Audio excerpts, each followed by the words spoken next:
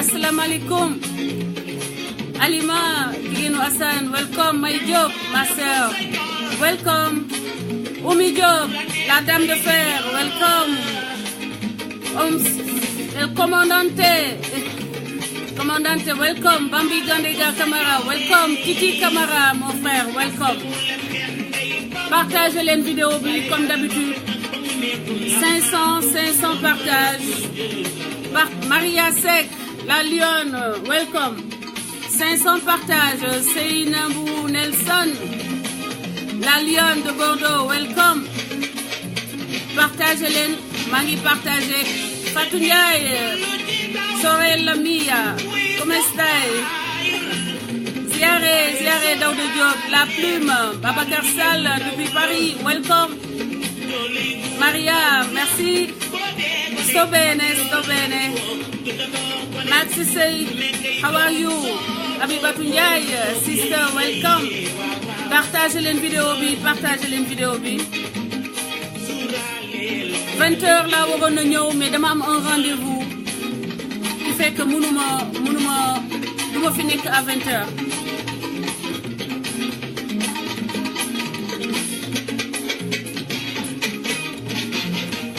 Merci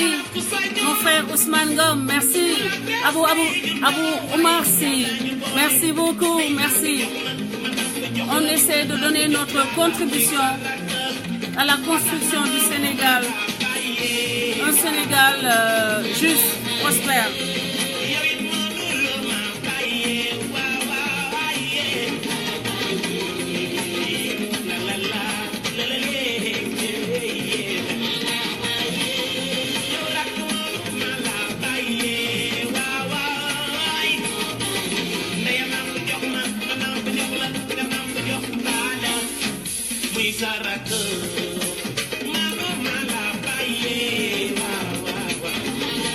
Assane Diouf,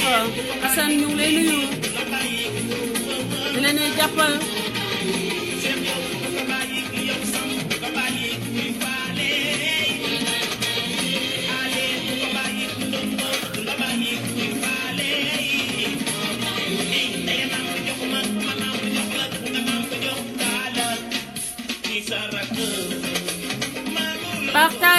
partagez leen dafa mel ni yëf yi bougé wul la partagez. André Bernard, welcome mon frère.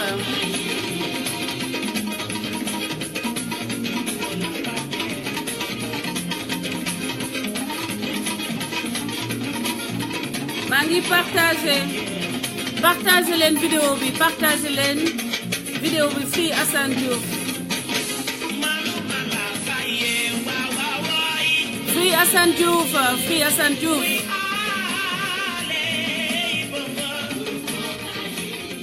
Voilà. Donc, assalamu alaikum. Bara Mousso Keita, welcome. André Bernard, welcome sama goro Ousseynou Diédhiou njoko njal si Guy Lamine welcome Oumar Koli welcome Al Hassan mon frère welcome boo buggee wax ci di la wax njoko njal yow Google you know yow tu es une sentinelle, tu es une patriote qui lutte pour le Sénégal def nga ko ça t'a coûté bonbon mais alhamdoulilah ba yàlla defee que nga mu may la doole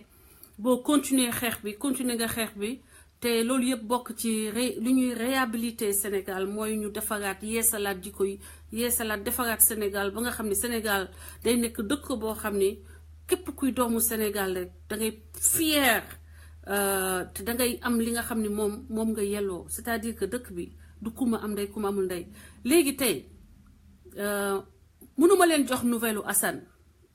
nouvelle u Assane parce que ki leen war a jox nouvelle u Assane mooy soit léegi on va dire les choses telles qu'elles sont parce que xam ngeen man je suis pas du genre à aller faire des salam alek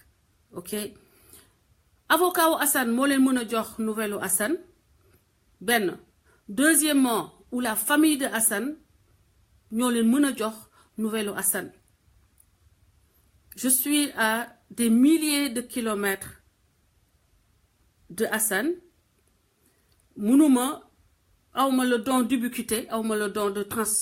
ñu ko waxee ñooñu nga xam ne dañuy mën a dem fanaan Dakar après ñu fanaan Californie seen kër alors je pense qu'il faut vous adresser à sa famille il faut vous adresser à son avocat mu mën leen jox ay information ci Assane maag yéen ci yem gisuma avocat am wax jotuma avocat am et li ma dégg daal mooy tey maa ngi ko gis à travers la sœur suñu sœur boobu tudd Sali Diop di jigéenu Assane moo ma ne que Macky Sall reporté na procès bi ba mars éventuellement comparution wu Assane mu nekk ba tey loo xam ne bettuñu li ma posé question bi ma posé Sali bu may wax ak Sali dama ko ne lan moo tax yàlla di seetaan Macky Sall ak sénégalais yi lan moo tax yàlla rocciwul doole gi mu jox Macky Sall te dow ko ci ba sénégalais yi fekkee ñépp teg ci seeni bët loolu lay laaj yàlla te saa yu ma demee église dinaa ko laaj pourquoi mu nangu ko Sénégal war a dund lu mel nii partager leen vidéo yi Sénégal war a jaar ci genre chemin de croix bu mel nii ak ban péché la sénégalais yi nekk di expier fan lañu ko tooñee ba mu jagal ko tegal ñu lu mel nii nit koo xam ne da koo jox doole mu jël doole boobu di ko utiliser pour di noot ak di toroxal ay pères de famille ay doomu Sénégal donc ñu war a ñëw tey ci waxtaan bi nga xam ne dañuy waxtaan qui sont les assanistes ñan ñooy jàppale Assane Diouf ñan ñoo bëgg Assane Diouf lan moo tax ñu bëgg Assane Diouf lan mooy seen motifu combat lan moo leen boole ak Assane Diouf parce que coow li bëri na partager leen live bi effectivement mooy World Humanity gars yi souvent duñu am réflexe réseaux sociaux réflexe am premier réflexe mooy nga like deuxième réflexe mooy nga partager troisième réflexe mooy nga joxe yow sa feeling yow li ngay sentir thème bi ñu teg li mu lay comment ça te parle parce que c'est un réseau social Facebook lii may def ni c'est social dañuy jéem a dajale tous les Sénégalais qui sont un peu partout dans le monde pour que ñuy partager pour que ñuy yokkante doole ñuy yokkante xalaat ba nga xam ne dinañ mën a nekk un apport impacté véritablement positivement ni dëkk bi di doxee donc ma li ne welcome à Djenassi welcome à notre sœur Rougiatou maa ngi lay namm naa la sister maa ngi lay nuyu bu baax a baax Idrissa Bodian welcome partagez leen vidéo bi le marabout Serigne Bass Abdou Khadre comme tu le dis mon frère Ousseynou Diédhiou avait demandé à Macky Sall de libérer Assane Diouf parce que loolu xam nañ ko mais xam nañu ni Macky Sall n'a rien à cirer Macky Sall su ma waxee rien à cirer avec les marabouts c'est que je dis le moindre je suis en train de dire ça de manière très faible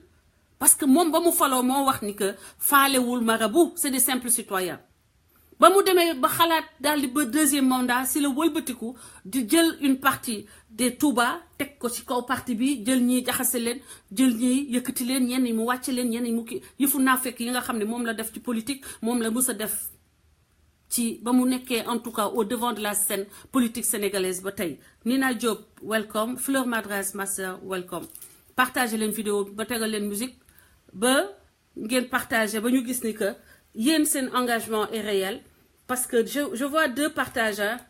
2 partages léegi man Sénégal comme ni mu leen koy waxee chaque jour du sama Sénégal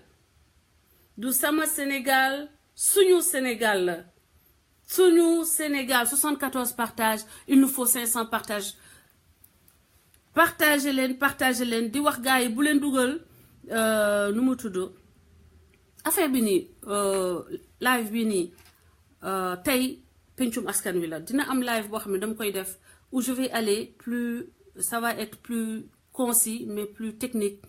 parce que dinañu jéem quand même bonsoir Mamadou Ndoye maa ngi lay nuyu sama xarit nga maa ngi lay nuyu bu baax a baax dalal ak jàmm la parole est ouverte boo bëggee woote joxe sa impression parce que yow defe naa ni bokk nga ñi nga xam ni comprendre ñu woon pourquoi les insultes Mamadou Ndoye Bane maa ngi lay nuyu bu baax di wax ni que yow quand même koo xam ni la xam naa la parce que tase naa ak yow Seneweb en 2012 te depuis lors il y a une affection tu es un frère Abdou Ndour welcome Penda Ndiaye ñu ngi lay ziare bu baax donc di wax ni que Sénégal benn bopp la kenn mënu ko xar ñaar dañuy am ay difficultés am ay divergences mais divergences yooyu du changer dara ci le fait que nous sommes des frères et des sœurs on a des divergences de point de vue on a des divergences ci ni ñu gisee dëkk bi nu mu war a doxee man tey li ma leen di jox li ma leen di wax mooy philosophie bi nekk derrière les insultes ba tax ba man ma mën a accepter nee naa leen sama kër ñi may waxtaanal chaque jour man saaga bi gën a rëy bi ma doon dégg ñu wax foofu mooy imbécile sama papa bu meree ba mer imbécile lay wax imbécile donc imbécile de imbécile à daggal yu rëy yi vous voyez que au début damay sursauter parce que j'étais pas habituée xamuma ko woon man musul am sama benn xarit boo xam ne dina la wax ni maak moom doon nañu saagante yi ay xarit sax di def di saagante man doon ma ko woon fooyee mais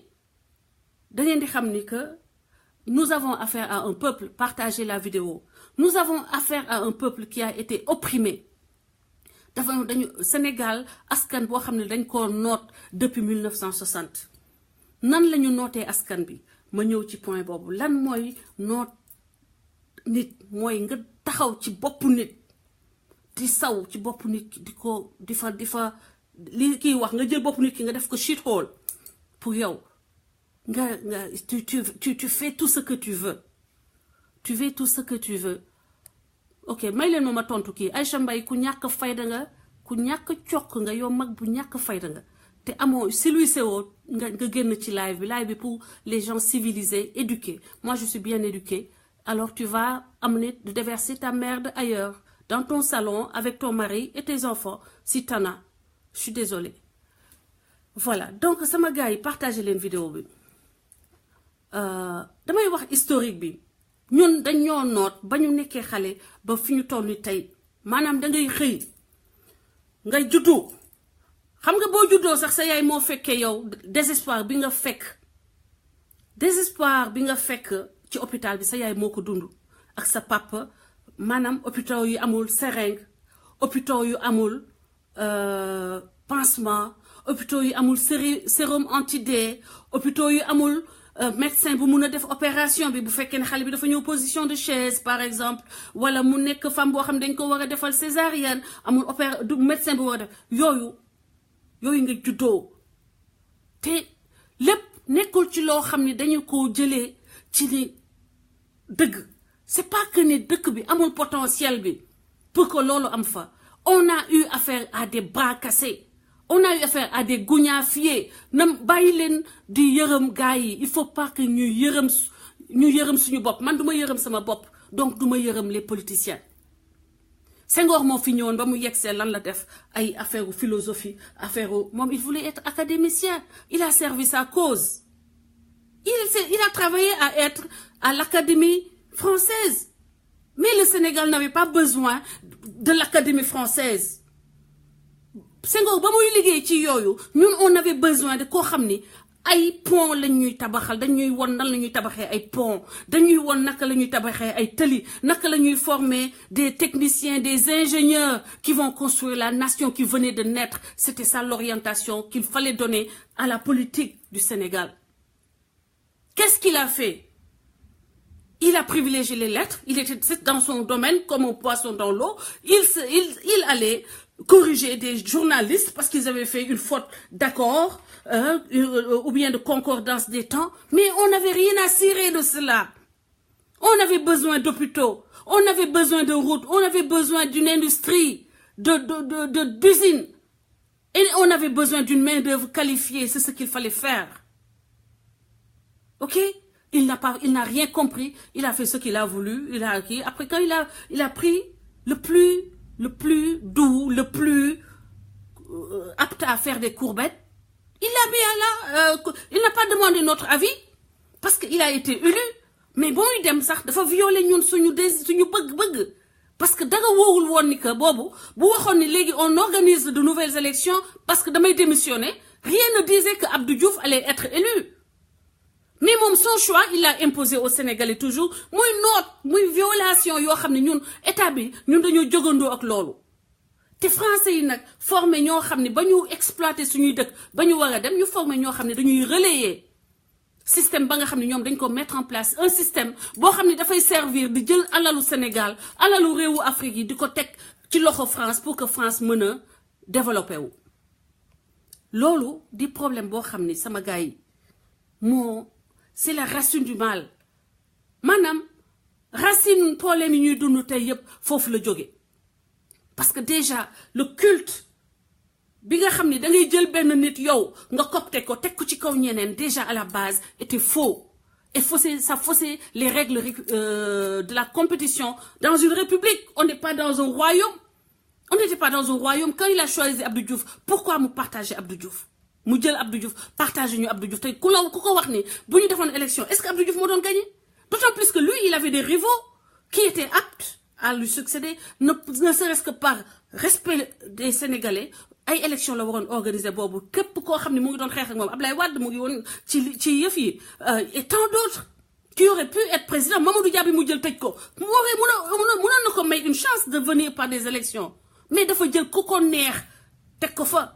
te ka ko neex gënu woon ci Sénégal. Il était bon pour la France parce que c'est un gouverneur français. Abdou Diouf il est sorti de l'ENFOM formé pour servir la France. Il est venu, il a été gouverneur de la France pendant tout le temps qu'il a été au pouvoir. C'est sous Abdou Diouf qu'on a connu les ajustements de merde, excusez-moi, qui ont fait de notre pays un pays de merde. Un pays, même si c'est pas les hommes qui habitent ce pays qui sont des hommes de merde, c'est les présidents de merde qui gèrent un pays qu'ils ont réduit en trou à merde. Et c'est ça la réalité, il n'y a pas de quoi taper sur Trump, parce que Trump n'a fait que traduire l'impression et la réalité des faits. Pourquoi si on est un paradis, pourquoi on se bat corps et âme pour sortir de ce pays, pour pouvoir exister ailleurs? Pourquoi nos enfants meurent dans le désert pour pouvoir exister ailleurs? Si nos pays n'étaient pas des pays de merde. Pourquoi Macky Sall peut-il aujourd'hui emprisonner Assane Diouf sans qu'il ait passé devant un juge et personne ne lève la voix? Si c'est pas un pays de merde, pourquoi ces juges-là vont accepter qu'un père de famille comme Khalifa Sall, qui a une maman malade, vieillissante, puisse être en prison pendant tout ce temps-là, avec un chassé-croisé entre telle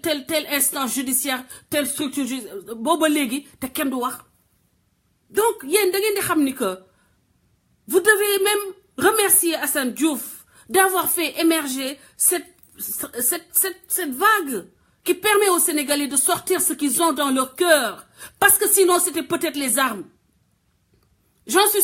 sûr que si aujourd'hui la Casamance avait fait que insulter, vous seriez très contents. S'ils avaient utilisé l'arme qu'Assane Diouf a utilisée, vous seriez très contents. Parce qu'on ne veut pas tuer, on ne veut pas prendre les armes contre vous, mais il faut que vous compreniez que l'injure sert à nous débarrasser du Sénégal tel qu'il est de 1960 à aujourd'hui. Et c'est pourquoi je comprends la philosophie derrière. On ne peut pas vous taper, chaque jour vous nous humiliez, chaque jour vous nous volez, chaque jour vous nous spoliez, chaque jour vous nous réduisez en pantin, en marionnette à la face du monde. Faut dem yow bo nekkee noir bo toogee sax fa nga toog kenn du fa toog parce que yéen yaa leen joxe image boobu ba tax ba on ne voit de l'Afrique que la mort, la faim, la malhonnêteté, la misère. Alors qu'on est assis sur toutes les richesses dont le monde a besoin pour se développer. Partagez, gars, partagez les vidéos, 500 partage mooy suñu objectif par live et puis xam leen ni que live bi suñu liggéey la ñun ñëpp sama man daan ma woon live d'une certaine façon j'avais des invités mais Assane Diouf avait sa forme de live et j'ai essayé de mettre les deux ensemble donc tey dama bëgg gars yi comprendre ce qu'il y a derrière les injures Assane Diouf daf ma fekk ma nekk sur le terrain may xeex li muy xeex ñu bokk li ñuy xeex ba ma ko rencontré moom muy saaga premier choc bi dama ne déedéet lii moom da ngay waaroo lii moom mënuma ko partager mais après ça fait tilt dans ma tête j'ai dit bah écoute pourquoi pas puisque Macky Sall depuis 2012 ba ma commencé di ko kii dañ may yónnee ñoom waa ay milliers de personnes ñu may saaga pourquoi pas parce que puisque Macky Sall moom moo njëkk a créé la rajo il est midi di saaga ay opposants pourquoi pas il va pas entendre maintenant un citoyen qui ose lui rendre la monnaie de sa pièce c'est comme ça j'avais fui ba ma gisee live Assane dama njëkk a daw ma delluwaat daal di ko bind félicitations oui ils ont besoin d'entendre ce message après ma demaat partagé ko tout de suite daal di ko dem wëri inbox tapé turam fekk ndekki moom bàyyi na ma message ay weer avant et li tax bokk na peut-être loolu bokk na si li tax mu meree ma ba saaga woon ma gars yi bu ma gisul seen message xam ni c'est le nombre de messages que je reçois par jour que je peux pas traiter moo tax ba des fois damay dem ba remarquer nit su ma demee di ko contacter après ma gis ne bindoon na ma message tout comme le docteur Diouf temps yële mais du dara du question xeeb mbala dara donc ba ma rencontré Assane Diouf et j'ai vu l'effet tout de suite la réaction du monde du monde Facebook sénégalais ak YouTube j'ai dit c'est la voie pour permettre à Macky Sall de redescendre mu tegaat les pieds sur terre xoolaat boppam xam ni léegi jot na ñu jox askan wi gëddam jox askan bi respect bi mu mérité derrière les insultes c'est des gens qui sont bien formés c'est des pères de famille ñu yow seeni doom yow seeni jabar yow seeni liggéey de haute position am na ci nekk sax dans l'armée am na ci ñoo xam ne ñu ngi dans l'armée soit américaine wala l'armée britannique ak ñeneen France armée française gendarme man gis naa façon nit bu ne te ñu ngi ci lii parce que dañoo amul beneen moyen vous n'écoutez pas les populations donc da ngeen ñuy snobé da ngeen di snobé population yi te dañoo defe woon ni nag am ngeen jom parce que doom ku ci papam saaga daw bëgg mu saaga la une deuxième fois loolu tax ba xale yi organisé wu am FBI am tribunal des Doméram am prison des Doméram c'est-à-dire que les insultes c'est pour rééduquer les insultes c'est pour réhabiliter les comportements saaga wuñu pour le plaisir de saaga partagez leen vidéo bi saaga wuñu te fii ñi nekk ci biir suñuy réseau yépp yi bokk ci xeex bi amul benn nit boo xam ni maag moom mus nañu joxante xaalis mbala ñu gisante am na ñoo xam ni fii Los Angeles gis naa leen mais mënutuma la wax sax diw mooy diw mënutuma wax diw mooy diw da ngeen dugg parce que dama leen di jox la parole ngeen wax li tax ngeen nekk assaniste saaga yi bu leen foog ni que benn fait nii la c'est bien organisé les gens en ont marre que vous les insultiez du matin au soir par vos actions, par vos décisions, par l'argent que vous jetez à la fenêtre, sans qu'ils soient en mesure de réagir. Réfléchissez un peu, vous avez un peu de cervelle. Quand vous voulez voler, boo leen bëggee sàcc xam ngeen foo leen di jaar pour sàcc boo leen bëggee truand Sénégalais yi xam ngeen foo leen di jaar pour sàcc donc xam leen ni que saaga yi du dag tant que bàyyiwu leen doomeeraam jikko doomeeraam yi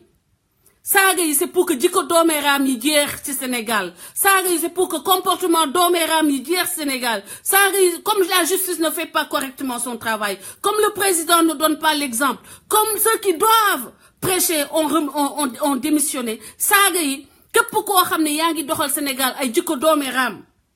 képp koo xam ne yaa ngi jëy ay xale di traîner ci devant les lycées jël ay xale dem di leen dévergonder pour ay quelques miettes bu la xale yi gisee dinañ la filmer dinañ la photo te dinañu jël fexe ba am say numéro dugal la ci tribunal des Doméram FBI dina def investigation yi gis la jot sa numéro fexe dugal la prison des doomeeram saaga la bu ñu déggee ni sàcc nga xaalisu askan wi dinañu jël say bagages fexe ba am say numéro dugal la prix képp koo xam ne dugal nañ le tribunal des doomeeram wala prison des doomeeram wala FBI xamal ni dangaa violer les lois principales qui doivent fonder une société, les bases, les socles d'une société qui doit tendre vers l'émergence. Parce que c'est une révolution. On en a marre d'être piétiné du matin au soir et on vous le montre à travers cette organisation et cette révolte contre l'impunité, contre l'abus de pouvoir, contre tous les mœurs qui sont en train de détruire notre société, parce que vous vous attaquez au socle de la société sénégalaise, aux bases même de notre culture. Parce que ma delsi ci Assane Diouf dama bëgg ngeen delloo seen xol yi ngeen déglu bu baax Assane Diouf est-ce que gis ngeen ko mu jël nit rek saaga ko comme ça ne jotuwul ak moom amul kooku lu mu def. damay jël quelques exemples ma njëkkee ci suñu sœur Selbé Ndom boobu du lu ma concerné sax du ma concerné parce que je suis pas musulmane am na fu ma concerné wul mais comme une société notre société partagez leen vidéo bi sama gars yi mbala ma taxaw boog partagez sama bopp partagez la vidéo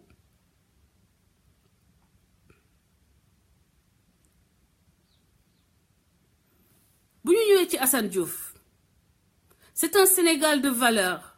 qu'on prône. On veut un Sénégal de valeurs, d'intégrité et de patriotisme.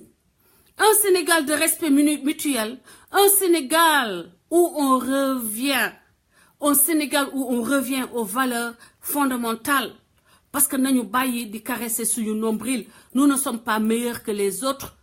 Nous ne sommes pas meilleurs que les autres. Qu'on arrête de se caresser le nombril. Demeewul noonu. ñii di ngi xeex pour delloo ci valeur seen dëkk ñun ñu ngi toog di seetaan borom doole yi di yàq les valeurs qui sont dans notre pays ba ci rencontre franc-maçon ak philosophie bi nekk ci gannaaw franc-maçonnerie est-ce que yaakaar ngeen ni Sénégal war na mën a abriter Sénégal dëkk boo xam ne dañ ko classé comme 4e xaw ma 5e pays le plus religieux au monde est-ce que war nañu def ay rencontre yoo xam ni ñoo xam ne dañuy prôner que yàlla ñoom prôné wuñu ànd ak yàlla dañuy ànd ak Satan est-ce que loolu war na mën a nekk Sénégal nañu waxante dëgg te dee ci dëkk bu wax ni bu dul Macky Sall xam ne loolu mënut a am yéen yaa leen di jël nag seeni enseignement ci liy xew parce que avant Macky Sall loolu kenn xalaatul woon mu am Sénégal ki nga xam ni moo wax ni c'est pas les chapelets qui vont développer le Sénégal ki nga xam ni moo wax ni marabout yi c'est des simples talibés ki nga xam ni moo dem profito jàpp benn opposant politique ne parce que dafa saaga une autorité religieuse autorité religieuse bi ne ko bàyyi ko mu dem mu tànkamlu def ni dafa gumba muuma tëx lu ok gars yi comme vous insistez ma dugal leen parce que aussi tey aw ma temps bu bëri ma jox la parole Ngor asalaamaaleykum. salaamaaleykum. sëñ bi na nga def. waaleykum salaam. ça va. waaw ñoo ngi sant bu baax ñoo ngi sant bu baax soxna si di la sant di la gërëm rek. jërëjëf sëñ bi. di la ñaanal sa taxawaay yàlla na yàgg. dégg nga man xam naa sama wax du ci bëri benn ñaari kaddu rek laa bëgg a jàllale yoo xam ne dafa jëm ci ñaari nit. dégg nga ndax damaa nekk ci waar te wàccaguma. waaye dama déggee live bu barke démb bu sëtu buur Zahmet dugg ci biir moom doomu xaj boobu nga xamante ne duur rek lay def. damaa bëgg li ma koy jàllaleel mooy damaa bëgg moom mu waxal askan wi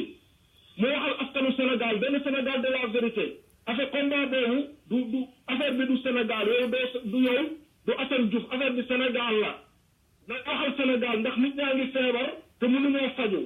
waa Sénégal lu ne ngi xew Sénégal du dëgg mbënn maa ngi Sénégal lu ne ngi xew Sénégal injustice baa ngi Sénégal benn Sénégal de la vérité ci dëgg lay wax na waxal askan wi moo gën muy liggéeyal Macky Sall di duul ci ay doomu jaambur yoo xam ne mënulu leen tottande am parce que moom bu taxawee ne moom day delloo gars yi day duul ba duul ci ay tànkam gars yi gën koo garanti parce que moom xamul sax ñoom ñu muy waxal fan la ñu dëkk xamul fan la ñu juddoo xamul la ne muy fen di duul fële njëkk a taxaw ne yow da ngay fay waa groupe yi te waa groupe yi am na ci ñoo xam ne mun nañ laa mbir barke sëñ Fallou dëgg la lu leer na dégg nga dëgg la ñu duul moom surtout buur nag esprit bi muy indi na xam ne ñun ñoo ko gën a nekk connaisseur junni yoon li ñu xam-xamu ko dañuy xam-xamut li ñu mën mënu ko na nekk da yeewu te xam ne gis ñu groupe Assane bi lu ne ngi ci biir lu nekk ay seer new ñu fi li ma def di leere di fen bañu démb mënuñoo bëgg tey suñu bëggee seen taxee jiwut dëgg la ñun ñëpp dinañ katt seen ndey bu baax a baax a baax a baax dañu xam ne ci ñun la ñu attaqué pas Assane Diouf est-ce que da nga wax ji ndax ñun ak yow moom ba fee bëgg Assane Diouf day diil gars yi technique la ñuy dawal dañoo bëgg actuellement comme gisatuñu Assane Diouf dañu naan bàyyi leen ñu attaqué Françoise Hélène suñu attaqué Françoise Hélène bu daanee ñu gëmloo gars yi ne ñun Assane Diouf lañ gëm bu ñu daanee léegi ñu jublu ci groupe famille waaye dinañ ñu seen ndey ñoom ñëpp barke seen tawo muy Amadou Anne moomu di wër di diil di gëmloo nit ñi boo amee la ngay wax yow ci Sénégal waxalal askan wi dañoo sonn nit ñaa ngi ci àll bi di dee nit ñaa ngi ci àll bi di ëmb ñu leen di teg ci ay saret ñuy dee waxalal askan wi jundalal askan wi Sénégal du Assane Diouf du Françoise Hélène yow nag dafa mel ni sa ndey liggéeyul da xam ne xam li diil naa mën nga leen a delloo te Macky bu loolu Macky ci jëmm boppam ñu Sénégal la ñu ñor bu ñu neexoon ñu lem li ñu yor tey parce que dara nekk lu ñu Sénégal est-ce que nga ne askan waa ñu ñor ñuy gis lu nekk foofu injustice bi métti suñu bakkan lañ ci teg gis du ay nit ci caaxaan suñu bakkan bi la ñu teg ci Sénégal moom ñooñu dañoo tuuti ak mën a dóor ak tuuti ci ñun wasalaam dëgg la daa doon jàllale surtout bu dama bëgg mu tëj gatam gi da ko mun ta def loolu ñu bolosé mënuñoo bolosé surtout buur mënuñoo bolosé mais mënuñoo bolosé da ngay diir ñoo ëpp xam-xam ñoo gën a xam ne mu demee fop wax dëgg leen ko teg ñu dëgg seen ndey ak sax na da ngeen kat seen ndey man maa leen ko wax jërëjëf wasalaam xéewal merci beaucoup sëñ bi jërëjëf jërëjëf donc ñooñu mooy ay bokk na ci ñi nekk ay groupe Assane Diouf yi ñiy jàpp ci xeex bi di wax ni que Assane Diouf kan la saaga dégg naa ko mu saaga Selbé Ndom lan moo tax c'est laissé à l'appréciation de tout le monde mais base bi li tax mu saaga Selbé Ndom li ma ci comprendre mooy utilisation wu alxuraan ak loolu nga xam ni moo jëm ci biiru gisaane donc moom dafa jàpp ni que alxuraan àndul ak gisaane donc muy benn Youssou Ndour bi nga xam ni tey jii daanaka ñu bëri nee nañu moom daanaka mooy won dooleem Assane Diouf lan moo tax Assane Diouf sàcc kii ko dafa Assane Diouf dafa jàpp ni xaalis bi nga xam ni Youssou Ndour mu ngi koy am ci nguur gi avantage yi ko nguur gi di jox maanaam loolu nekk na loo xam ni dafay fausser les règles de l'équité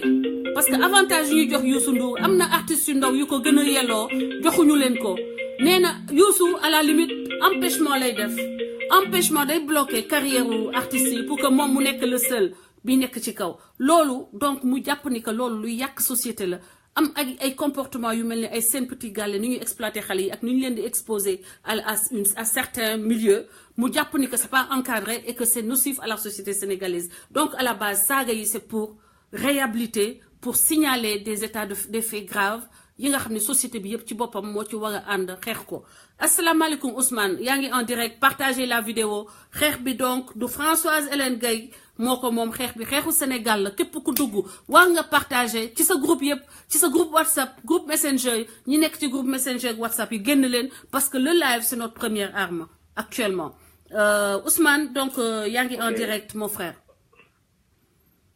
ok salaamaaleykum my sister maa ngi lay digg bu wér-wér.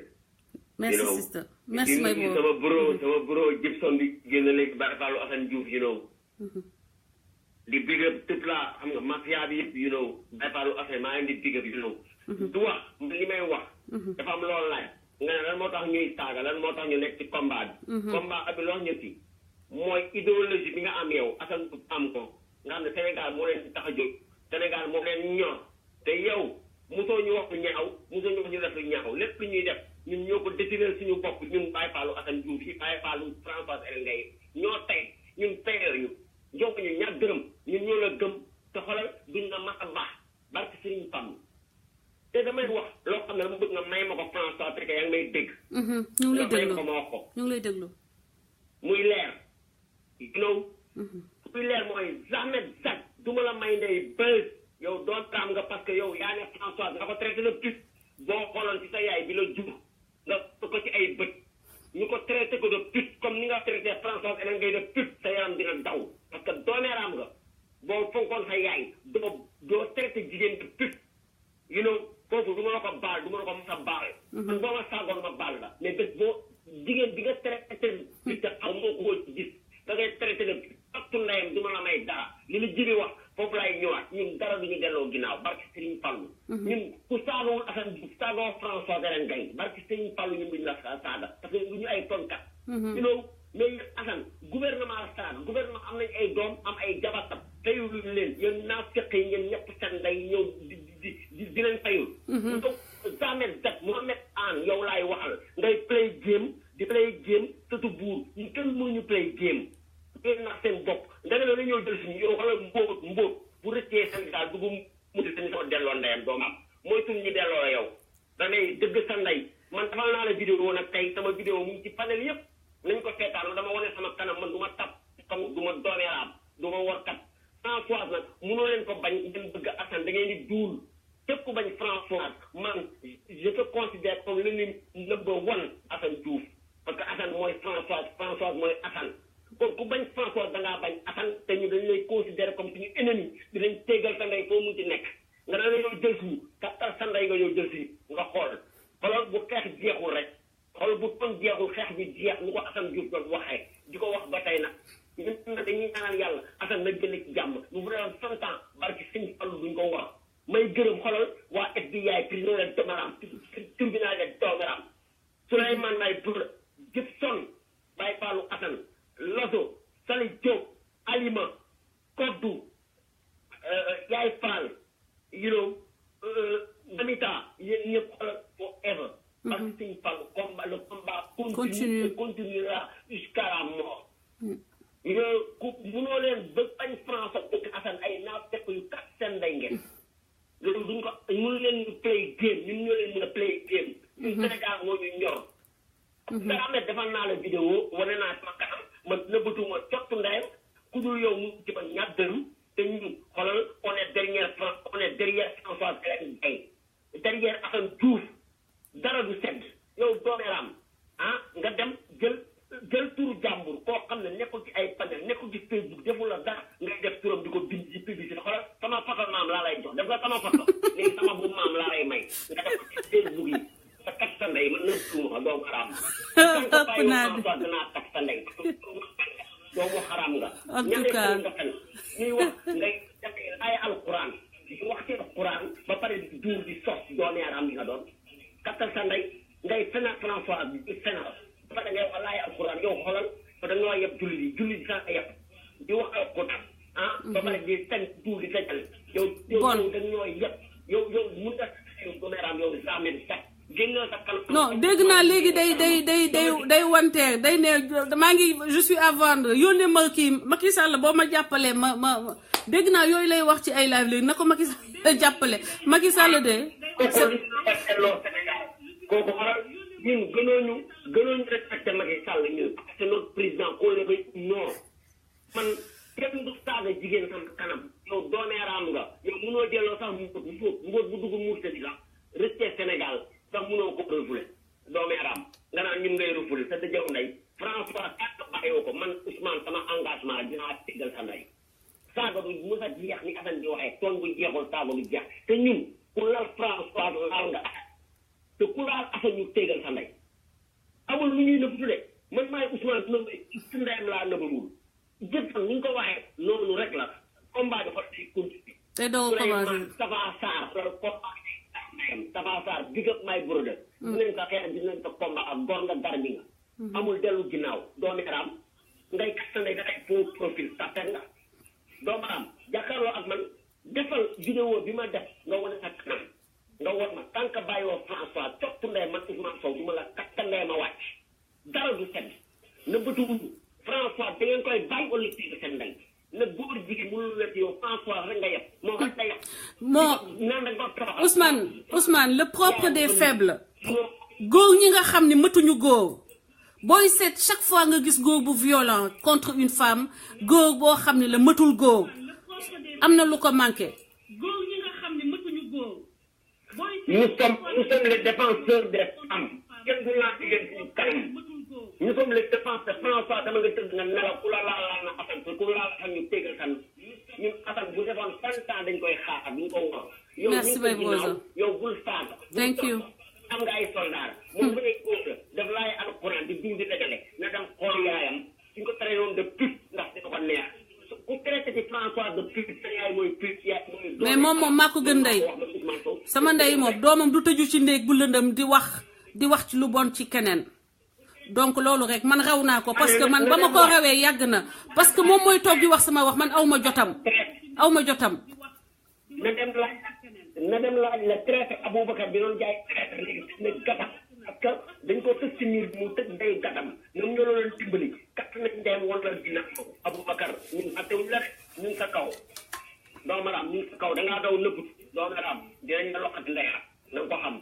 François tant que bàyyiwul ko cott na ñun duñu leen bàyyi ñun nag dañoo yar ñun duñu saaga ku saaga Assane nag ñun dañ lay saaga ndey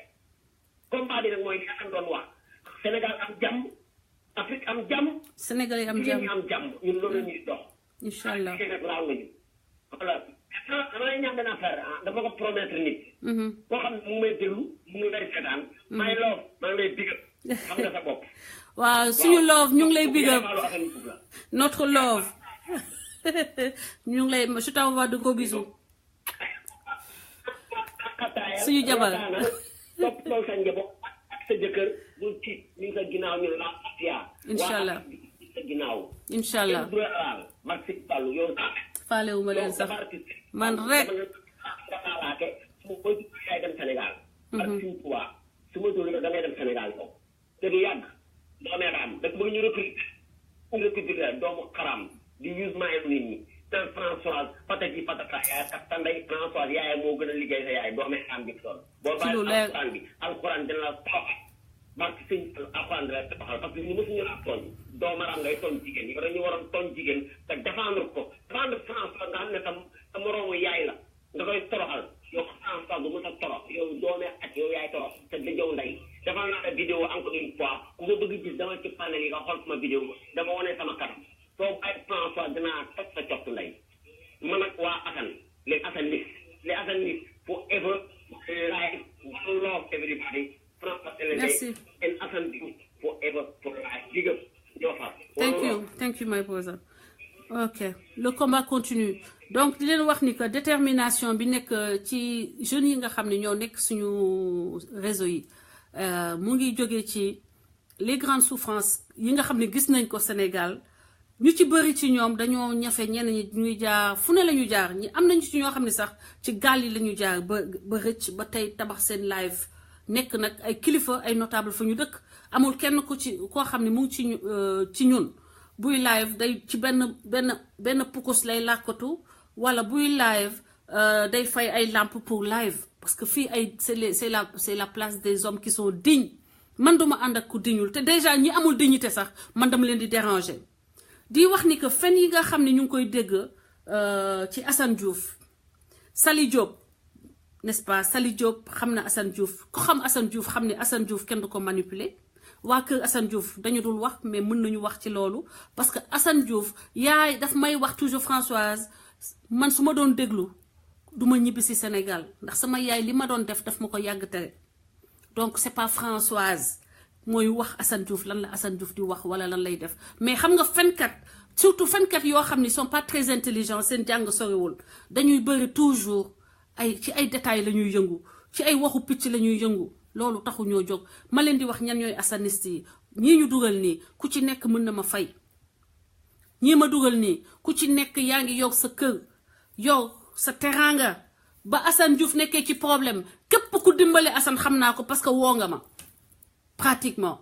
gis nga baadoolo yi nga xam ni ñuy cëppi Assane Diouf ba mu amee problème koo xam ni dégguma la jamono yooyu rek man duma la considérer ni bëgg Assane yow bëgg nga Assane te ba Assane nekkee ci problème kenn déggu la fenn ñoo yaa ngi commencé ba ñu yóbbu Assane Sénégal bu dugal ko prison nga gis ni booy live kenn du la seetaan léegi nga commencé ne damaa bëgg Assane Diouf parce que xam nga ni nit ñi dañoo bëgg Assane Diouf ba boo nee damaa bëgg Assane Diouf ñu ñëw seetaan sa live loolu nga ciy wut nga gis ñoo xam ne dañoo tumuranke di fenal ñoo xam ne dañoo bëgg Sénégal y a 2 camps amul ñetti camps ñaari camps am camps yi ñu bëgg Sénégal ak camps yi nga xam ni c'est les corrompus les bâtards te bâtard moom boo xasee ba nekk bâtard ngay nekk toute ta vie bâtard boo ko xasee ba nekk dangay nekk bâtard toute ta vie jigéen beeg góor bee ci yem balaa ma de nag mu taxaw di leen fen yu rëy dofu jigéen yi nga xam ne vieille fille yi nga xam ne ku ci ñenn ñaa ngi yaakaar ni dañu ñëw Amérique pour mën a létt ñenn ngi yaakaar ni dañ leen takk ñaareel nekk fa di tëb di dal dama leen di yërëm billaay damay xool ay jigéen ñu naan leen Françoise Noël mu ngi dem Sénégal Noël lañ koy yóbbu Sénégal ñu taxaw fa di fecc di kontaan way waxal waay maa ngi dee maa ngi koo xam ne yow mënoo sax génn Maroc ndax ñàkk tekkadi Maroc sax mënoo ko génn Maroc mooy li gën a oo ci li nga mën a aspirer yow ngay kontaan ci koo xam ni mu ngi toog di sëy ak un citoyen américain toog ci këram yow njabootam nga naan dangay kontaan ci li ñu ngi koy yóbbu Sénégal te xamul ni man su ma demee Sénégal du tere foofu laa gën a tekkee fu ma nekk tekki fu ma mënti nekk ci planète bi dama fay tekki parce que samay xam-xam laay kenn du ko génnee bu ñu may yóbbu Sénégal du ñu génnee li ma xam ak li ma mën bàyyil ma ko fii bu doon dañ ma yóbbu Sénégal sax samay mën damay ànd ak moom te dama koy def Sénégal la gën a doxee parce que Sénégal y a pas de réhabilitateur par le sport y en a pas encore man maa xam lan moo war a nekk lu baax nga teel cee dugg mën ko pour que ëllëg nga mën koo rentabiliser donc boo leen di wax ay dof ay ñu tekkiwul dara ñoo xam ne xamuñu lan mooy adresse IP ñëw naan leen damay jël sa adresse IP ay duul la sama téléphone saa yoo débranché mal nga bougé sa adresse IP day changé koo xam ne FBI mënul Apple ba ko terroriste yi dama koy wax toujours fii ma dëkk à côté dafa amoon ay terroriste yu rey yu def fii benn coup bu salté FBI a fallu xam naa dañoo def sax arrangement ak Apple pour wax ni dañoo pirater Apple parce que xam nañu ne mënuñu pirater Apple négocier nañu pendant des années pendant des semaines balaa ñuy jot ci information yi nekk ci iPhone terroriste yi man sama iPhone benn golo sénégalais buy paquetage kese ci usine bi ñuy defaree ordinateur paquetage la fay def mu ne day dugg benn bouton mais bouton boobu maa ngi koy xaar depuis bouton boobu nga xam ne nee nañ dañu tukkil sama àddina boobu ba léegi maa ngi koy xaar de sama Apple la ngi nii dugg leen ci sama iPad dugg leen ci sama MacBook mënulu leen ko dara toujours ma défier leen toujours ma duma leen ay góor bu dee sax entre guillemets c'est à voir il faut qu'on vérifie ce que vous avez dans vos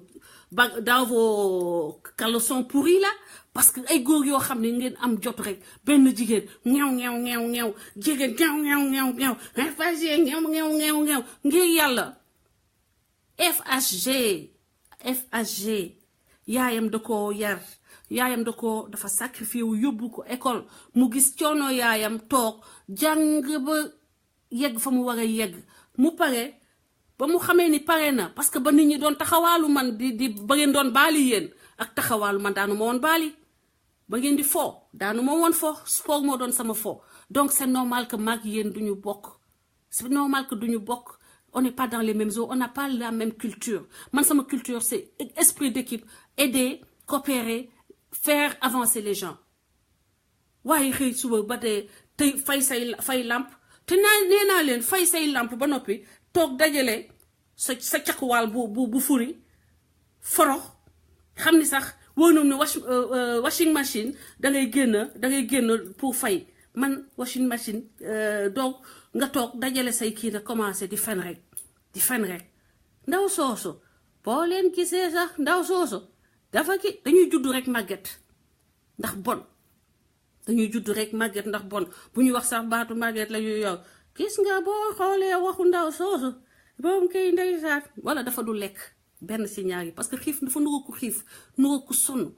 man dafa am loo xam ne nit ki boo amul dignité mënuma def ak yow déjà il paraît que dafa doon dugg samay live et puis na ngeen xam ne aussi les gens ne sont pas obligés de vous aimer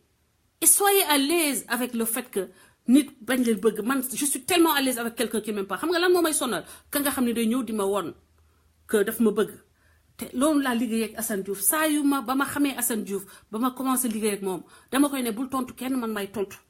moom mu ne ma bul tontu man maa lay tontul am nga góor man maa lay tontu ma ni ko déedéet te man j'ai préféré di préserver moom Assane mu bañ a tontu man may ñëw di defante góor yi genre góor yi nekk ci réseaux sociaux yi. yow booy rapatrier kay borom passeport français kooku nga xam ne dafa benn passeport français la ñu sàcc jaay ko mu duggee ko fii. def fi plus de 20 ans kooku kay rapatrier kooku doo wax bu dee mën nga bés bu ne ngeen ni Françoise lii lañ koy def te bés bu ne ça fait nii Noël maa ngi nii ba tey 1er janvier sama anniversaire maa ngi nii ba léegi yaa ngi toog rek ak sa tubéy bu forox ak sa néeg bu ngay fay lampe bi parce que fayoo courant xam naa dañ la fat kenn gi dañ ko fat keneen ki moom coxeur la il est à la recherche d'attention partout. Recherche d'attention. Dès qu'il y a un chat qui met la caméra, il arrive. Fais-moi rentrer. Waouh, qu'est-ce qu'il y a, hein? Non, mais c'est-à-dire que vraiment une bande de bouffons et qui veulent avoir l'attention à tout prix. Comparé à Assane Diouf, qui est un lion. Man douma respecter nit tant que wonoma. Man Assane Diouf dama ko gis on a des problèmes comme tout ñëpp koy ànd duñu d'accord ci duma d'accord ci li muy def dama ko koy wax sum ko waxee moom mu wax bosam you know mu wax xalaatam bu ñu jubawul nag du moom vrai góor la de boo waxee mu gis ni li ngay wax dama leen di wax Assane Diouf comment je vis avec lui Assane si wax leen lan moo tax ñu nekk ci combat bi su ma waxee Assane d'accordwul daf ma ne ok sister maa ngi lay rappeler léegi dama kii maa ngi ñëwaat maa ngi lay waat léegi bala mu ne ma allo mu mel ni réseau bi dafa dem mu coupé mais du waxanteeg jigéen du dàggasanteeg jigéen du ñeew doo ko ci gis la muy wax day taxaw ci caméra bi taal caméra bi mu leer nañ mu jàkkaarloo ak àdduna si sépp wax ko ba noppi assumé ko boo ko woowee ne ko moo my brother defe naa ni nii mu ne la sister il a toujours sa philosophie et il assume ce qu'il dit. Moi, je me respecte, même si je ne partage pas tout. Et forcément, lui aussi ne partage pas tout ce que je fais. Mais, li ma leen di wax mooy Assane du nit ku réew Assane du nit ku xamadi Assane du nit koo xam ni dafa def li mu def ni pour am ci dara Assane da koo def pour Sénégal. Effectivement, c'est quelqu'un qui est honnête, quelqu'un qui a tout perdu actuellement parce que Sénégal la mu fay gis dafa doon wax di jooy Assane bu doon wax ci Sénégal day jooy gars yi naan ko xoolal nu mu gaawee jooy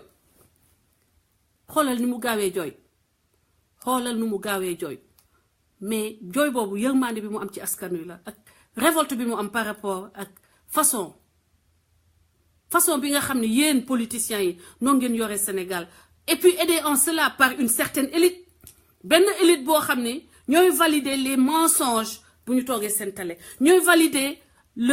l'injustice bu ñu toogee seen télé ñooy jël ña nga xam ni les contre-modèles ñu valider leen bu ñu toogee ci kanamu télé yi ceux qui sont valeureux ceux qui méritent d'être mis au devant non duñ fa nekk tant que ils ne suivent pas les pompes de Marème Faye ou de Macky Sall ou des membres du clan.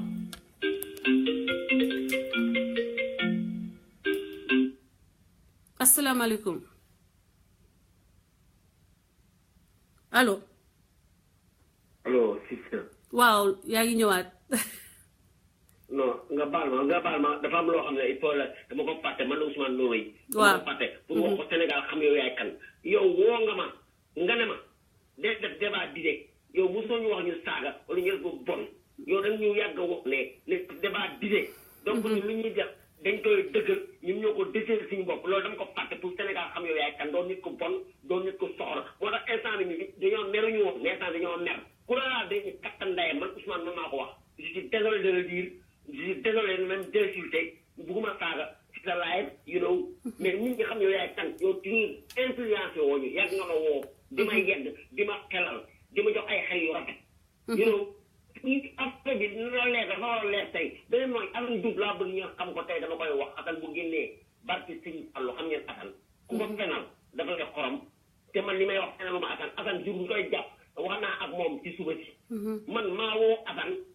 mu ne ma ne ko Assane am nga occasion de comme dañoo ñëw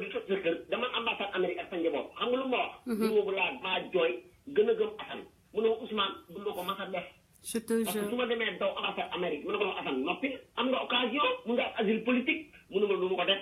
mu ne ma Ousmane sama bakkan bi ma jox ne ay kaf la mu ne ma Ousmane dafa dëgg ci ma dëgg la sama bakkan dama ko jox ay kaf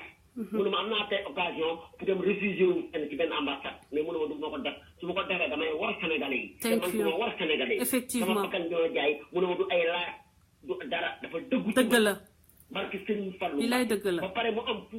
rëy fu mu la teg te affaire bu génnee laaj ko mu am fu rëy fu mu la teg mu ne ma moom mu ne ma François man maa ko wóolu maa ko bëgg muy sama sœur parce que gis naa nu may taxawoo loolu mooy metti nit ñi ñu bëgg yàgg François yàgg Assane ngeen taqalikoo te barki Serigne Fallou dara du leen taqale du leen yow ma xiyam ñu loolu laa bëggoon leer ngeen xam koy Assane Diouf Assane Diouf avait l'opportunité mu dem ci asile politique mais il ne l'a pas fait il me l'a dit te bu génnee audio yi day def dina xam kee damay fen dina ma xorom dëgg la mu ne ma Ousmane du ma ko def sama bakkan dama jaay dafa dëggu ci man du ma fen du ma wor Sénégalais yi su ma naree dee naa dee waaye moo uti asile politique merci beaucoup il me l'a dit merci mu ne François suma siste la xam naa fi ma taxaw ak nu mu bëggee Sénégal loolu laa bëggoon leeralaat pour ñu xam Assane Diouf gor la yow gor nga yow jaayal ñu jëndoo ñu Assane Diouf tey ñu seen engagement la ñu gëm seen engagement yéen la ñu àndal tey yéen la ñu àndal suba te à part de maintenant ñun on est déterminé ku la laal ñun dañu téegal ndeyam ngeen war na si saare yi quoi loolu laa la bëgg expliqué si maa ngi lay tegal naan gars yi yëpp walloof di merci ma fàtte woon nuyu yaa xarit maa ngi lay digëb my sister merci beaucoup walloof ñoo far merci moo far nga baal naa ko merci mon frère gis nga waaw li mu wax nii man maa koy ma dëggal ko man xam nga rek xam nga ba mu dooree yegsi dafa yegsi rek ma ni ko xam nga lu ñuy def léegi dangay ba ñu commencé di saboter la vie parce que moom ba mu yegsee dama ko ne dañuy wut asile politique nga dem parce que sa sécurité au Sénégal n'est pas garantie te liñ la def nii injustice la mu ne ma Hélène du ma génn Sénégal parce que dafa mel ni damay daw première semaine ma wax ko loolu de ko nii la ñuy def ni lañu def nga dem demander asile politique nga génn yóbbaale même maire bi mu ne ma kon day mel ni dama daw te man sénégalais yi dama leen di xeexal ba Macky Sall jóge fi tant que Macky Sall jógewu fi du ma génn Sénégal donc Assane du kuy ragal wala koo xam ne li muy wax nii dafa nekk loo xam ni sax dafa am dafa dafa ci am xel ñaar c'est-à-dire que il est convaincu qu'il doit se sacrifier et que quelqu'un doit se sacrifier pour inverser la marche, le cours des choses. C'est ça sa conviction. Et il se disait que si ça doit passer par lui, da koy xeex pour que Sénégalais am jàmm. Et ça c'est l'exaspération qui l'a conduit à ce choix-là. Te exaspération bi kan moo ko créé ku dul Macky Sall président boo xam ne saa yu jógee yaa ngi naan fañ ku ñëwul ci man ma duma la ku ñëwul ci président yow yàlla jox le pouvoir et puis chaque jour da ngay taxaw di naan opposition naan nii mais président bu ñàkk fayda président bu mëtadi kilifa bu mëtadi kilifa et puis mu am ay ñoo xam ne dañuy toog ci wetam di ko jay di ko encourager et puis li mu gën a métti mooy le syndrome de Stockholm mooy ñi nga xam ni boo leen xoolee seen photo xam ni dañoo sonn ñooñu ñooy taxaw fii mais aussi ñoom la ñu mën a fay pour que ñuy saaga parce que amuñu benn choix dëkk bi amul liggéey dëkk bi y a pas d'espoir y a des mamans qui courent du matin au soir seeni doom duñu mën a toog di leen seetaan ci coono boobu te duñu leen mën a sax jàppale as tuut ci lu ñuy dundale njaboot bi donc bu ñu leen fayee benn journalier pour ñu dugg ci net bi di saaga dañ koy accepter et c'est ça qui fait mal ça fait mal au cœur j'ai mal pour eux parce qu'ils peuvent pas dire non tolloon naa jamono ba ma nekkee xale sonnoon naa nekk ci instant yu mel noonu xam ne dangay dox ba bëgg a dee boo xoolee ndeysaan ñun xale en tant que petit ñaata kilomètres lañ doon dox pour yegsi à l'école ñaata kilomètres lañ doon dox pour dem école ñun école privée lañ doon dem sama yaay moo def sacrifice boobu pour que ñu dem école privée mais dangay dox ba bëgg a dee te loolu changé gul ba tey dans les pays qui se respectent am na ay car yu ñu def pour xale yi nga xam ne dañoo dëkk fu sori pour que au moins car yi di leen wàññil coono boobu mais boo nekkee ak ay dirigeants yu amul yërmande moo tax il faut que nga wut solution bi wax nañu ba bëgg a dee te wax nañu wax Macky Sall moo leen gën a xam kan mooy Françoise Hélène Gaye parce que balaa mu nekk président doon na gis sama xeex bii xam na ko waroon na am yërmande pour sénégalais yi parce que moom jaar na ci réseaux sociaux yi moom sax est-ce que il n'est pas accro aux réseaux sociaux est-ce que du Facebook mooy genre yooyu nga xam ne chaque minute man parce que c'est le seul président au monde que j'ai vu tout le temps avec son téléphone te loolu ku accro Facebook rek moo koy def c'est-à-dire que foo dem booy dugg ci douche bi sax yaa ngi yow sa téléphone parce que yaa ngi xool notification donc Macky Sall ci boppam accro aux réseaux sociaux la donc waroon na mën di bàyyi une oreille paternelle aux récriminations du peuple mais lan la def jëfu dof boobu mu def jël si Assane Diouf fii xanaa bu Macky Sall dofee sax conseiller Macky Sall yi bañ a dof mais république boo xam ne ñëpp a dofandoo c'est-à-dire du président au petit conseiller ñëpp a dofandoo au kii bi nu mu tudd ambassadeur bi te nag ambassadeur bi xam nañu lu bari ci yow lu bari ba nga nekkee RTS xale yi di ñëw ci yow di def stage xale yooyu du ñëw ci yow di doon def stage RTS ak visiter RTS ya nga fa def ay lycéens yu nekkoon ay Kennedy ak yooyu nga waroon a sax par nga am xolu yërmande waaye ku yërëmul ay lycéens nan nga yërëmee góor yàlla on tout se comprend et tout est lié personnalité yi benn la ku mën a def yenn yi ci ay xale war nga ko mën a def ci ponkal magum jëmm xooloo ni que yaayam moom la yaakaar xooloo ni que ay waa këram moom rek moo ci nekk bitim réew ci côté d'une certaine façon que li mu nekk nii am na ñoo xam ne mu ngi leen di génnee de la misère au Sénégal ne serait-ce que par rapport à ça le plus odieux des monstres aurait pu penser que kii bu dee ba dee am na au moins benn famille bu muy dundal Sénégal donc bàyyi ko fi te ñu xool nan la ñuy régler problème bi fii au Sénégal aux États-Unis moo yow nga nekk responsable nga dem toog ak Assane Diouf waxtaan ak moom xool nan ngeen di lijjanti problème bi au lieu de lui envoyer des militants yoo xam ne tellement nul que dañu leen nommé benn poste américain yi mujjee leen bind yéen waa ambassade Washington ne leen kii nul la ba bëggutuñu sax muy ñëw ci suñuy ñu war a dekk mu nekk suñu interlocuteur c'est arrivé à l'ambassade des États-Unis à Washington un homme nommé par Macky Sall qui est tellement nul que américains yi ñoo ko ne kii bëggutuñu ko gis te loolu ñu bokk APR ñoo ma ko wax te muy dëgg kooku bokk na si ñi doon woo Assane Diouf di ko jéem a impressionner quelle que soit motivation bi nekkoon derrière c'était pas la voie à suivre qu'est-ce que vous avez fait loolu na jël yóbbu ko pour di ko jaay seen doole looy defati jël ko tëj ko parce que vous êtes médiocre vous êtes nul un taximan effectivement Cheikh Sidia tu es très bien informé ma jël ñi ci ligne bi vous avez des pervers parmi vous boo xam ne bu ñu waxee lañu def dëkk bi tas kuy saaga pourquoi parce que Macky Sall moo sonal askan wi moom ak Ousmane Tanor Dieng bi nga xam ni moom ñun suñu suñu Sénégal sonn gaal la du Sénégal de sonn gaal ak seen inégal parce que base yooyu ngeen di diriger askan wi depuis 1960 seen inégal maanaam Sénégal des inégalités des incohérences des incompétences asalaamaaleykum.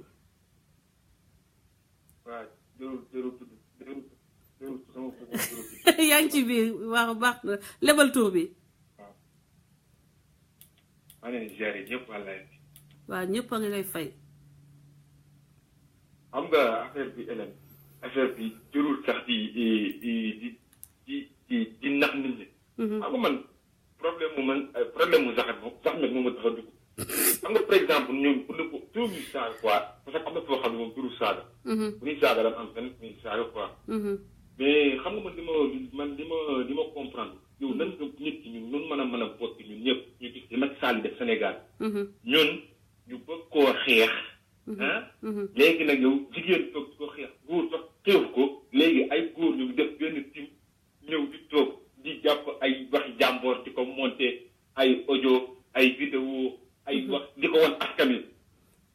am na ñoo xam seen xel yi day yàq muy Sénégal de la vérité muy ñoom Zahmet ñoom. dëgg la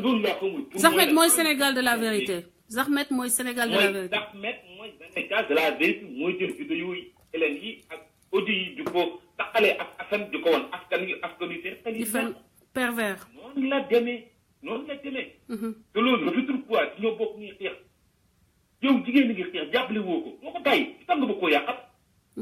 te yow kii xeex li muy xeex mu amul ci dara dafa toog ñu bàyyi temps ak njabootam ñëw toog pour xeexal askan wi. dëgg la dama expliqué ñeneen ñi nekk ci ginnaawam di ko xeexal yéen ñëpp nga ni naa leen daaneel mun naa xam ak léegi ñoom xam nga ñoom dañuy liggéey man fàtte la xam nga man nu mu demee noonu ñoom ñu bëgg a toog ne léegi ñoom dañuy fay. léegi ñoom dañuy fay ñoom ñooñu lañuy fay ay sëpp buur ay Zahmet ay Théo Moustapha Ousmane Babacar Sall ñooñu Macky Sall mu leen fay. ñoom ñooy Sénégal de la vérité élève. mais bien sûr I know. di bëgg dañoo sonn ci fen yi nag tuur yi leen sonn ñun dañoo sonn jigéen tax tuur wax ma la góor. góor am na leneen lu moom lu dul ay fen. dëgg la. am na du ma leen xooram du ma leen saaga du ma leen dara mais dinaa leen wax ba askan yëpp xam ne ñii ñooy Sénégal de la vérité ñooy fekk askan yi yàq seen kañ yi. dama leen yërëm sax. am na yoo xam rafetul am na yoo xam rafetul Hélène am na yoo xam rafetul. ñaaw na Sénégal ñu ak nit ñi ñu sonne. dëkk bi dafa sonn nit ñi dañuy sonn sénégalais yi sonn nañu mënuñu xeexal sénégalais yi Macky Sall mii jël keesu dépôt consignation jox ko frère am mënuñu xeexal sénégalais yi ci pétrole bi Macky Sall jël pasare ko mënuñu xeexal sénégalais yi ci gaz total contrat total bi tax ba Thierno Alassane Sall démissionné yooyu non tout ce qui se passe au Sénégal c'est pas important la seule personne qui est importante ki ñu war a waxal mooy ki nga xam ni fayeekuwul 1 franc wu contribuable sénégalais amul benn poste électif amul benn mbokkam bu bénéficier ci li muy liggéey te moom si boppam day jël xaalisam du dugal ci xeex bi kooku la ñu nee nañu kooku la ñuy wax ay mbiram te tuun ay feni kese bu ñu mënuñu sax cohérent purée. non Hélène ñoom mun ñoo xeex ñoom mun ñoo xeexal Macky Sall parce que ñoom dañ leen di fay. mais bien sûr ñuy fay kay mënoo xeexal askan wi. bien sûr mais man de xam nga borom dëj bi mën naa bàyyi leen man moom. bul sonn loolu sama condition maa ngi jaar sama gars yëpp yaa Khady si Sali. merci beaucoup merci. yaay Fall Souleymane yi ñëpp maa leen di jaar maa leen di bégee bu baax. merci beaucoup merci mon frère. jërëjëf. xam naa ni daal gars yi waaw donc kooku c'était suñu jàmbaar yi kenn suñu jàmbaar yi la ma dugal dernier intervenant parce que dama war a dem. donc dama am rendez-vous bu xam ne waruma sax tardé c'est tellement important que mënuma tardé ma woo le dernier intervenant ñu tàggatoo di leen wax ni partager leen vidéo bi donc derrière les insultes il y a une philosophie nous ne voulons pas des armes mais nous allons réhabiliter le Sénégal nous allons choquer pour rectifier choquer pour rééduquer choquer pour réhabiliter notre pays parce que elle est en direct voilà me rappeler je suis en direct tu voulais parler kooku dafa foogoon ni dama koy jël ci suuf waaw donc sama gars yi donc c'était là un petit live boo xam ne dañ koo def pour clarifier rapidement ngeen xam yéen ñi nga xam ne ndeysaan sama xarit yeeg soppe yi yéen ñi nga xam ne da ngeen nekk toujours ci WhatsApp bi te bu gars yi waxee ak kii bi plutôt YouTube bi bu gars yi waxee ngeen bind ma di jàmbat ma leen di wax toujours vidéo call tamit vidéo call. Allô? waaw kookan la. mën naa rappeler dans 1 minute. waaw d'accord. waaw bëggoon naa participer émission yi sans vidéo. waaw rappel là parce que je dois partir donc di wax ni que derrière les insultes il y a une philosophie nous n'allons pas prendre les armes mais képp ku ñu identifier comme dooméram koo xam ne yaa ngi excusez-moi du terme c'est lourd pour man yaa ngi jalgatee mbiru askan wi yaa ngi jaxas sàcc alalu askan wi yaa ngi jàppale Macky Sall ci muy noot askan wi yaa ngi yàq mœurs Sénégal yi parce que waxuñu nit on est des saints mais dañoo dox ba xam que lii yóbbul réew kanam ñu dellusiwaat bëgg a defaraat jikko yi bëgg a defaraat suñu Sénégal teg lépp ci yoon bokk Sénégalais yëpp bokk Sénégal mu bañ a nekk Sénégal boo xam ne seen inégal lay nekk ak yow vidéo call rek ngay woon mu bañ a nekk seen inégal mu bañ a nekk Sénégal boo xam ni donc ñenn ñi ñoo am droit dund ñenn ñi amuñu gole du béy baabu du lekk suñuy papa yeeg suñuy yaay yeeg suñuy mbokk yi di rey seen bopp di xal seen tànk tubéy pour des salaires minimum alors que képp ku bokk ci kiiwu Macky Sall clan Macky Sall tu ne travailles pas et tu gagnes des milliards des millions et éventuellement parfois même des milliards sur le dos du contribuable sénégalais en toute impunité sëñ bi maa ngi lay dugal na nga def yaa ngi en direct. Je préfère garder l'anonymat. C'est la première fois que man may woote lii. waaw ça marche rapidement. Rapidement, Françoise Hélène, souvent je suis tes émissions. Bof, le pays va très très mal. Honnêtement, le pays va très mal. Jusqu'à ce que des gens, ñoo xam ne gouvernement bi leen di fay, ñu yàq deru nit ñi qu'ils disent n'importe quoi. Alors qu'il y a des gens yoo xam ne ils souffrent, ils n'ont même pas suñu yeewoo duñu am sax fukki dërëm bu ñu jëndee affaire. Dëgg la. Mais voilà, tout ce que je peux dire en ce moment, mooy nekk. Il y a des jeunes yoo xam ne dem nañ jàngi te dinañ ñëw quoi. Macky Sall par A ou par B dina dégager. Inch'Allah. Je sais pas que xam nga dañuy rey suñu bopp ndax mu jógee foofu. Parce que des fois ça fait mal. Je suis pas au Sénégal mais si je vois lu fay xew. En plus les Sénégalais nañu bàyyi yooyu noonu. Des fois su may woote Sénégal quand j'appelle mais je leur dis mais yéen. Sénégal instant yii yàqu na quoi. Ils me disent que grand lii nii daf yàgg mënu fi jógee yooyu mentalité bi yooyu noonu la ñu war a arrêter. Il faut que ça s'arrête. Effectivement. Il faut que aussi les gens ñuy gore. soo bëggul liggéey soo su yow su nekkul Sénégal noppil quoi. nga bàyyi ñi bëgg Sénégal xeex. Thank you. Fi di yàq jaw xam nga. Thank you. Parce que quoi qu'on dise yow ay millions de personnes ngay kii quoi. lay waxal. Non j'ai mal. J'ai trop mal. Non, ne t'inquiète pas. Je te remercie pour la compassion. Mais sache que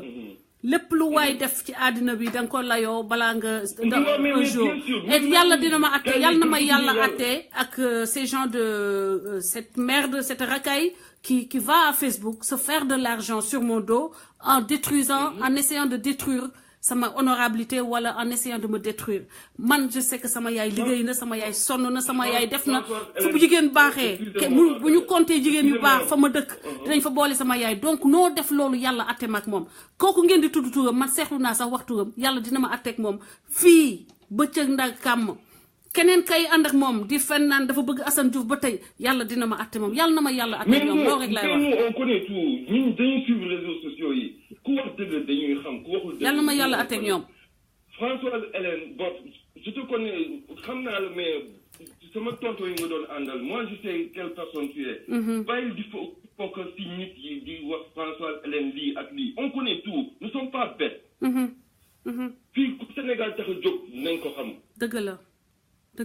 Et s'il te plaît, jël ma une box. Moi, je sais par rapport à ton travail, man mën naa la ci dimbali. D'accord, dinaa la woo bu ci kanamee. Waaw, woo ma s'il te plaît. Merci mon frère. Merci beaucoup. Merci beaucoup et du courage. Merci, la lutte continue. Il y a des millions de personnes qui sont derrière toi. Merci beaucoup. Du courage, bul ma sa bàyyi. Merci, jërëjëf. Merci beaucoup, merci. gars yi dinañ dellu ci live même live bi inchallah on va revenir vendredi parce que ñi bëgg a wax bëri na Cheikh Soumanou maa ngi lay nuyu depuis Paris dama war a dem parce que je dois être à midi à mon rendez-vous il me reste à peu près 21 minutes ok chers amis donc live bi c'était aujourd'hui pour vous parler de Assane Diouf de la philosophie derrière les insultes saagawuñu kenn si ñun du taxaw ak yéen di saaga mais saaga yi dañ koy utiliser pour choquer pour rééduquer choquer pour réhabiliter choquer pour refaire le Sénégal tel qu'il était avant le Sénégal tel qu'on le souhaite un Sénégal plus juste un Sénégal plus digne un Sénégal de vérité Sénégal boo xam ni waxkatu dëgg bi dañ koy promouvoir fenkat bi ñu puni ko mais pas waxkatu fenkat bi moom la ñuy promouvoir. Les jaloux, vous allez mourir. Ceux qui sont en train de pourrir au Maroc là, naar yi naan leen xoma leen yaxay xoma ay naar xoma leen di ngeen dee parce que maak yéen ba may jógagul leen ba ngeen di taxawalu dama doon jàng donc boo leen di fekk ci ay publication de merde de con seen ndof ngeen di wone seen ndofaay ngeen di wone so gars yi one love you all guys I need to go ñaanal leen ma wërgu yaram rek tant que tant que maa ngi am la santé et le souffle de vie, on va se mettre debout avec Cheikh Soumanou, avec tous les amis de FBI, ñoom Sali Diop, ñoom Ousmane Tounkara, tous ceux qui aiment le Sénégal, dinañu continuer xeex bi par principe. Xeex bi doomu Macky Sall dinañ ci profiter un jour, xeex bi doomu ñi ànd ak Macky Sall tey di piller suñu économie dañ ci profiter mbal seeni sët, mais dañ koy continuer, duñu leen seet ñoom lu bon li ñuy teg suñu kaw, mais dañ koy def pour Sénégal. Rien que pour Sénégal parce que boo xoolee jikko sénégalais yi yenn saay da ngay bëgg a bàyyi te loolu mooy piège bi nag mooy piège bi il faut pas tomber dans ce piège. Merci à tous, excellente soirée, que Dieu vous bénisse. Je vous donne rendez-vous vendredi 20h, Inch'Allah.